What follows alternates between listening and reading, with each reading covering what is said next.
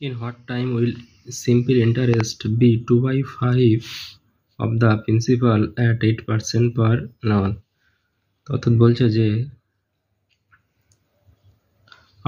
বার্ষিক 8% সরল সুদের হারে কত বছরে আসলের 2/5 সুদ হবে। তাই আমি ধরে নিচ্ছি যে আসলটা হচ্ছে আমাদের কত না এক্স, সুদটা হয়ে যাবে কত না 2/5 ইন্টু এক্স, মানে 2x/5। এর এখানে আরটা বলা আছে কত না 8%, টিটা কত না বার করতে হবে।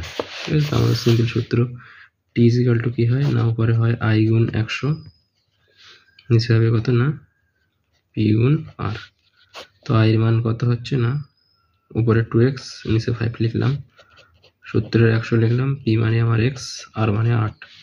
এক্সের সঙ্গে এক্স ক্যান্সেল, এর 2 দিয়ে এখানে কাটলে 4 হবে, এক্সের সঙ্গে এক্সটা ক্যান্সেল হয়ে গেল, 2 দিয়ে 4 দুগুণে 8 হলো, 4 দিয়ে কাটলে এখানে 25 হবে।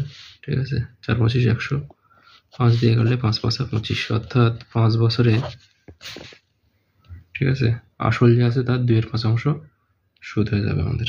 তাহলে এখানে আমাদের অ্যান্সার যেটা আছে অপশন সিটা আমাদের ঠিক হয়ে যাচ্ছে।